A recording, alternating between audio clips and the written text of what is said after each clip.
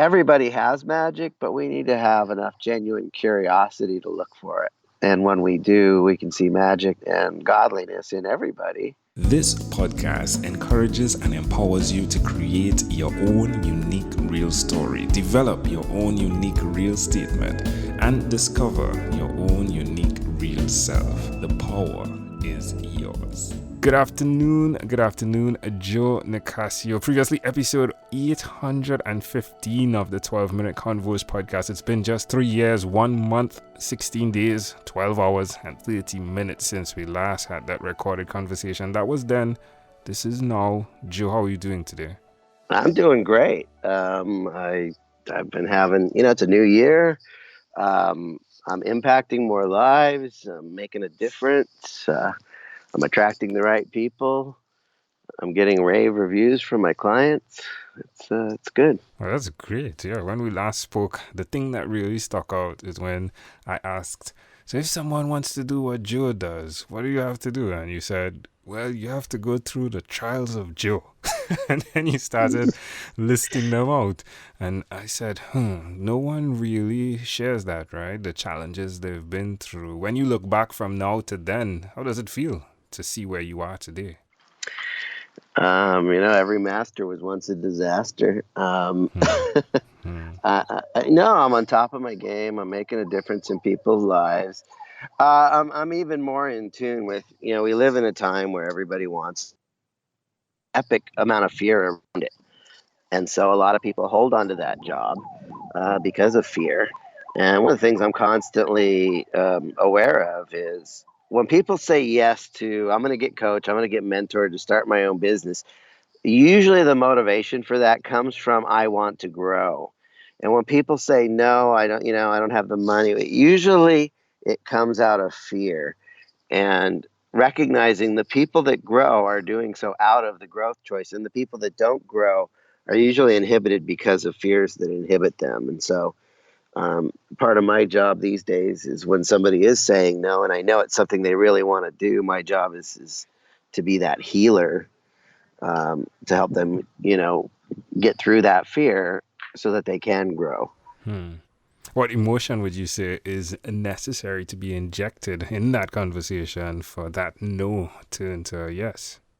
Well, sometimes that no doesn't always turn into a yes. I think the X factor is the hunger. How bad do you want it? If you have to be hungry to be an entrepreneur. There's two kinds of learners.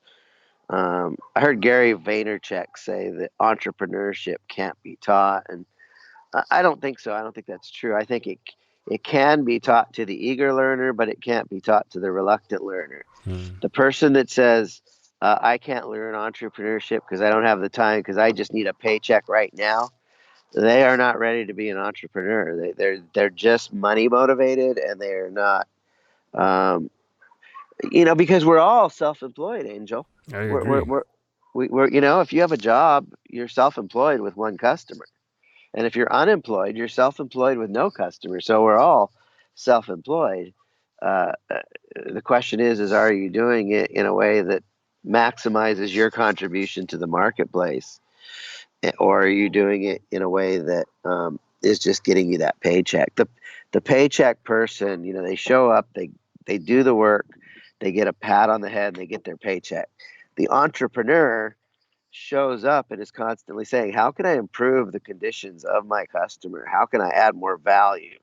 So the employee shows up to work, but the entrepreneur shows up to add value and really make a difference in the lives of others. And it takes this awareness that I'm not just here to get a paycheck. That's a me attitude. Adding values to others is being a contribution, making a difference, improving lives.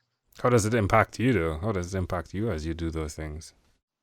There's a tremendous amount of fulfillment, making money, having fun, making money, serving my clients, moving somebody from, employer reliant to self-reliant gives me a tremendous sense of fulfillment.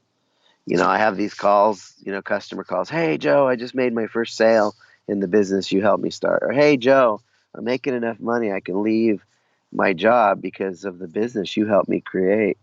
That just the fulfillment. I mean, I make money doing what I do, but it's not just about money. It's about doing meaningful work and having freedom. And I have all three. I'm making money and I'm having a tremendous impact, and I have a life that's under my terms and not someone else's. And that's hopefully, and quite frequently the results I get from my clients. EmployeesEscapePlan.com. That was around when we first spoke. Is that still around?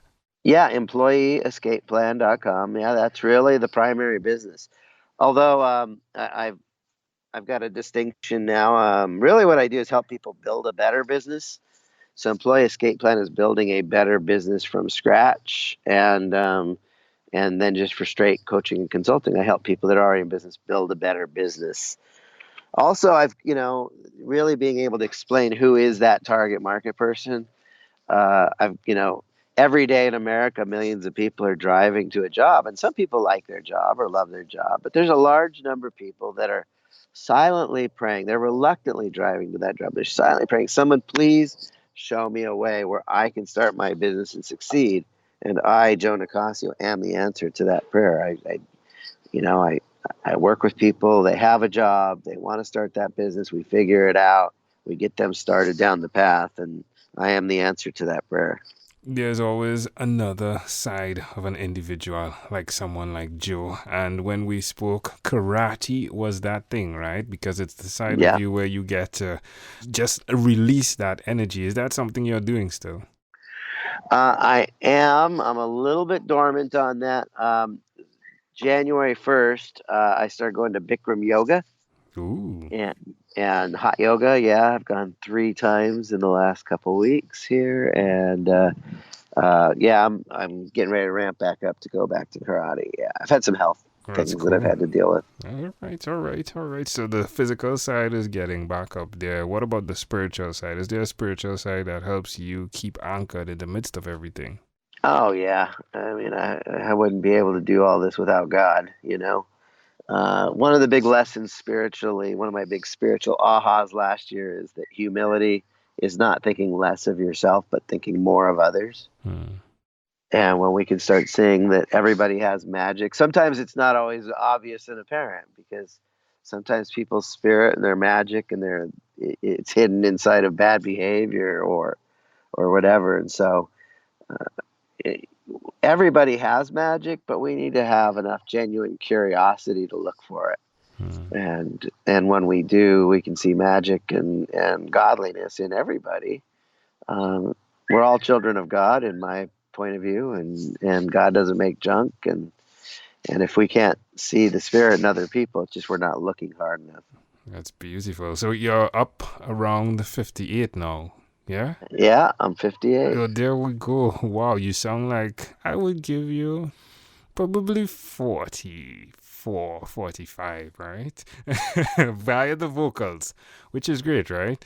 When we experience the conversation of death, it's something that some people pull away from, some people allow to be in the forefront of their mind. How do you interact with that conversation of death? Well, I accept my mortality. First of all, we all die from the same thing. We all die from equipment failure. Whether it's a heart problem or a brain problem or a circulation problem, we all, or a lack of oxygen problem. It all comes down to equipment failure. So, uh, yeah, no one lives forever, and only the strange remain. When you're green, you grow. When you're ripe, you rot. When you're blue, you're through. So we all die. But I think what's really helped me with coping with it is just this idea of I do believe in God. I do believe in Jesus Christ.